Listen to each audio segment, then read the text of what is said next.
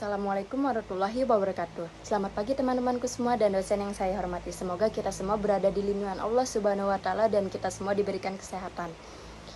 Dan jangan lupa untuk bersyukur dan jangan lupa untuk bahagia. Karena kalau kita nggak bersyukur, nggak bahagia, itu kita semua tidak akan menjalaninya dengan baik. Ya, kita harus bersyukur, apapun yang terjadi kita harus bersyukur. Oke? Puji syukur marilah kita panjatkan kepada Tuhan Yang Maha Esa dan tak lupa kita curahkan kepada Nabi besar Muhammad SAW. Kami dari kelompok 6 yang terdiri dari saya Febria Marcella Agustin Handayani dan rekan saya yang bernama Septi Widyaningsih. Kami dari kelompok 6 akan membahas apa sih analisis jabatan. Yuk, mari disimak. Yuk. Nah teman-teman, jadi analisis jabatan merupakan sebuah kegiatan pengumpulan informasi yang berhubungan dengan suatu jabatan dan juga pekerjaan dengan persyaratan tertentu. Bisa dikatakan bahwa analisis jabatan adalah langkah mengidentifikasi tugas dan syarat suatu pekerjaan. Analisis jabatan juga dapat menilai dalam kondisi apa karyawan melakukan pekerjaan dan menentukan bagaimana peran itu dapat mempengaruhi peran lain di perusahaan.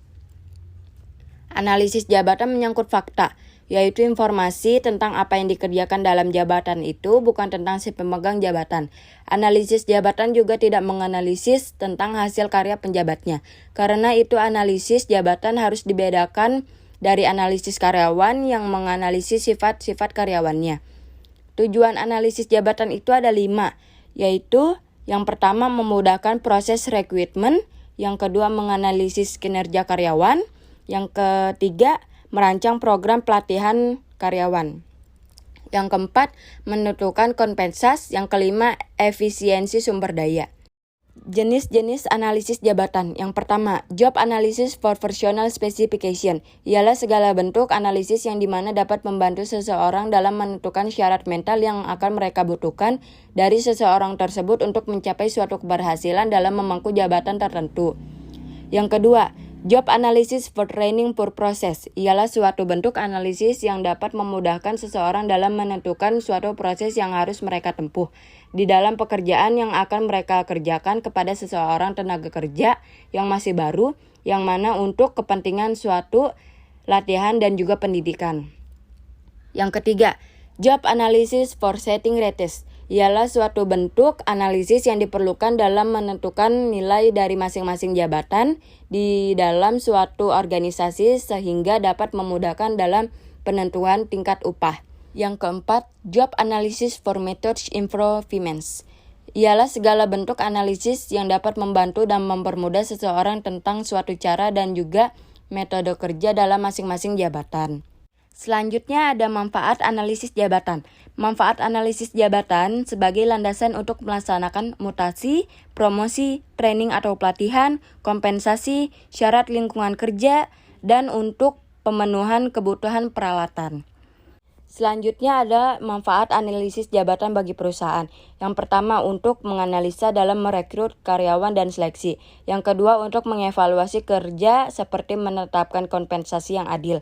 Yang ketiga untuk menganalisa dalam desain pekerjaan. Yang keempat untuk menganalisa pekerjaan dalam kompensasi dan manfaat. Yang kelima untuk meninjau pentingnya analisis jabatan dan hasil penilaian kinerja. Yang keenam untuk penilaian kebutuhan pelatihan dan pengembangan. Yang ketujuh untuk meningkatkan produktivitas. Yang kedelapan untuk mematuhi hukum perburuhan. Slide berikutnya akan saya lanjutkan, judulnya fungsi analisis jabatan. Fungsi analisis jabatan diantaranya yaitu pertama, untuk menentukan basis regional bagi struktur kompensasi. Yang kedua itu untuk mengevaluasi tantangan lingkungan yang mempengaruhi pekerjaan individu, untuk menghapuskan persyaratan kerja yang dapat menyebabkan adanya diskriminasi dalam pengadaan sumber daya manusia. Yang keempat untuk merencanakan kebutuhan sumber daya manusia di waktu yang akan datang. Jadi kebutuhan yang akan datang nanti itu sudah tahu nih apa saja gitu. Makanya harus direncanakan terlebih dahulu. Nah, berikutnya untuk memadukan lamaran dan lowongan kerja yang ada supaya pertama tidak ada angka pengangguran yang lebih tinggi. Berikutnya untuk memfokuskan atau menentukan kebutuhan-kebutuhan latihan bagi para karyawan. Jadi karyawan yang baru itu kan disebut training ya. Jadi kebutuhan apa aja sih untuk para training ini dan yang dibutuhkan di perusahaan itu, misalnya bagian staff marketing. Nah, itu kita harus kebutuhannya apa aja, misalnya telemarketing. Jadi pertama harus ada telepon untuk nelpon nasabah, terus ada fasilitas pulsa dari kantor dan lain-lain. Seperti itu contohnya ya.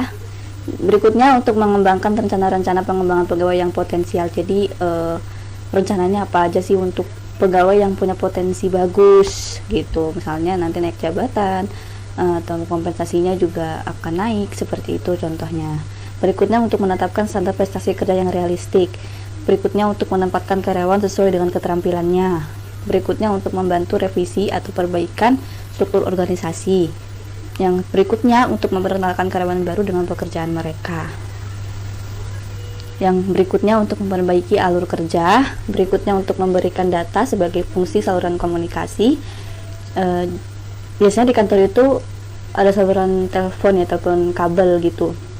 Jadi semisal kayak resepsionis contohnya, ada tamu datang dan tamu itu ingin menemui owner atau HRD. Jadi resepsionis itu akan menghubungkan lewat telepon kabel ke HRD atau ke owner langsung, seperti itu sih. Nah, setelah semisal bisa owner atau HRD-nya itu bertemu dengan tamu, maka tamu itu menunggu di ruang tunggu atau bisa langsung diantarkan ke owner atau HRD langsung jika HRD atau ownernya itu mengizinkan untuk tamunya itu langsung menemuinya saja. Berikutnya untuk memberikan data sebagai fungsi saluran komunikasi dari tadi ya. Dan terakhir untuk menetapkan garis promosi dalam semua departemen dan organisasi. Berikutnya prinsip melakukan analisis jabatan. Yang pertama, analisis jabatan harus memberikan fakta penting yang berhubungan dengan pekerjaan dan jabatan. Yang kedua, analis jabatan harus dapat memberikan fakta-fakta yang diperlukan untuk berbagai macam tujuan. Yang ketiga, analisis jabatan harus sering ditinjau kembali dan apabila perlu diperbaiki, maka segera harus diperbaiki. Karena di organisasi perusahaan itu bisa jadi nggak statis, sering terjadi perubahan baik mengenai proses bahan, proses produksi, metode, alat maupun aspek lainnya. 4. Analisis jabatan harus dapat menunjukkan unsur-unsur jabatan yang paling penting. Terakhir, analisis jabatan harus dapat memberikan informasi yang betul hingga dapat dipercaya oleh semua organisasi di perusahaan.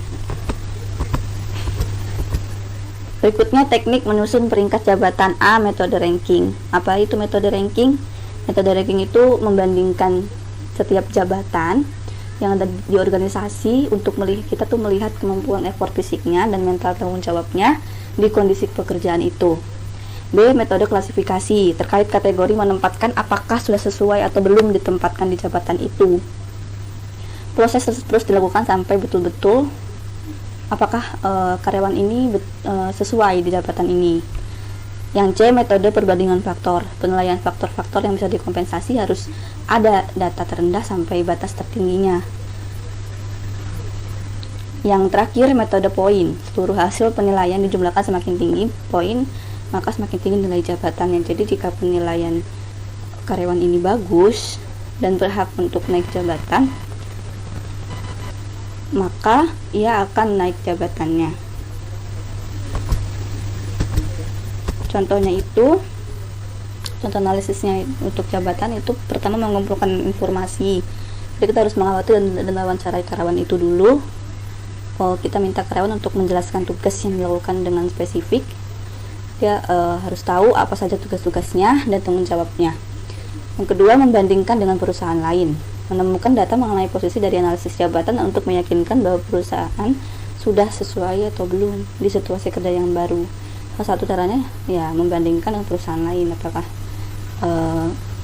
sudah lebih baik atau belum. Yang ketiga, fokus pada kebutuhan di perusahaan saat melakukan analisis jabatan. Sesuaikanlah dengan kebutuhan perusahaan. Ketika sudah memahami kompetensi, maka yang dibutuhkan di tiap pekerjaan itu akan lancar. Yang terakhir, menentukan tujuan jabatan. Setelah mengobservasi dan menemukan kompetensi yang paling penting, maka siapkan daftar untuk setiap tugas dan skill yang dibutuhkan. Tugasnya apa saja dan skillnya bagaimana yang harus dibutuhkan di perusahaan. Mungkin itu saja yang dapat kami sampaikan. Kurang lebihnya kami mohon maaf. Wassalamualaikum warahmatullahi wabarakatuh.